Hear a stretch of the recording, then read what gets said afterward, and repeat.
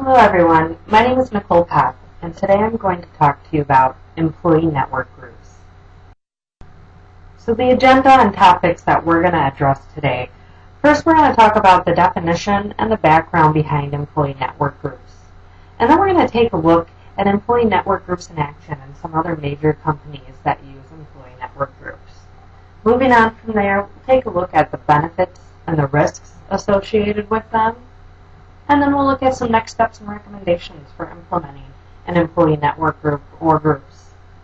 And then we'll move on to a review of the references used for this material and any questions that you may have.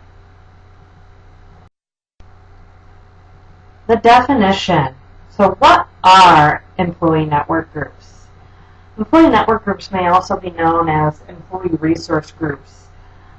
They're really just a group or groups of employees that meet and collaborate in the workplace based on some shared characteristics or experiences. These groups may be developed to meet some organizational needs, or they may be developed to increase community involvement. The background of employee network groups. Employee network groups date back to probably the 1970s. If not earlier. When we think of our society and how much it's developed and how minorities have really moved into the workforce, there's really been an increased diversity or need for diversity in the workplace. Employee network groups have really helped to promote diversity. Historically, based on the development of our society, these groups have been minority-based with a focus on different races, on women, or on sexual preferences. Since then, they've really evolved into more goal-oriented and community-based groups. The groups are formed to meet business needs and align with strategic goals. ENGs in action. So employee network groups succeed at many organizations. Look at the screen. These are all big names that you probably know. Employee network groups really add business value and benefits to those who participate. AT&T, American Express, Google, Microsoft, 3M, and Honeywell. Those are all names most of you likely know, and they've been successful for reasons. Employee network groups have really helped them remain successful. So what are the benefits around employee network groups? First of all, the benefits are for employees and the organization. For employees, the benefits include, but really aren't limited to, networking opportunities, learning opportunities, and career advancement. By involving them with other coworkers and potentially other leaders, they'll learn more than that they might learn or might not learn in the normal work environment. From an organization perspective, some of the benefits include workforce diversity, a larger presence in the community, increased organizational support by involving associates in these groups, product service and development, and more informed decisions by having a diverse background and diverse knowledge in these groups. Your company will be more inclined to make better and informed decisions. And employee retention.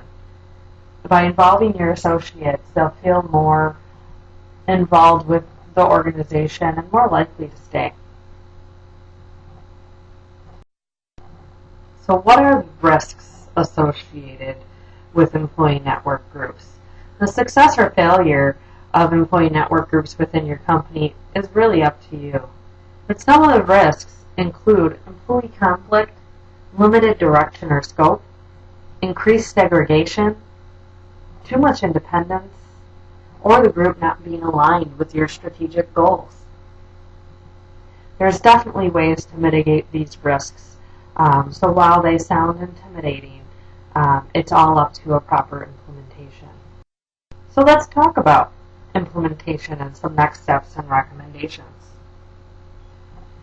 So to implement an employee network group, you first of all want to define the groups that will meet your business needs. And then also develop some standards for group meetings for example, you want to define the frequency that they meet so groups aren't sitting ad hoc and not feeling beneficial. You also want to set some goals and purpose for the group. You want to make sure that that purpose aligns with your strategic goals and make sure the group understands the objectives of the team. You also want to limit membership to employees. You want to avoid using external resources. Your employees are really more familiar with organizational culture and policies, and it will help ensure that any decisions that come out of these groups are aligned with your organizational culture and policies. Leading from that, you also want to open membership to all employees. You don't want any employee to feel left out. By limiting membership within your organization, you may be creating some conflict. You also want to select a diverse group and manage the relationships of those groups. By selecting diverse groups and having some management functions in place, you'll really avoid some of the segregation and conflict that were outlined in the risks we reviewed earlier. And finally, here are the references that I used for our material today.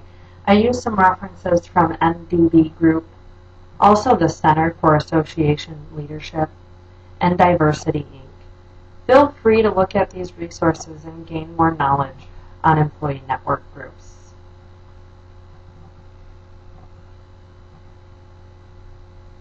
And finally, does anyone have any questions for me? I know we went through a lot of material in a very short period of time at a very high level. Any questions, please feel free to send them my way.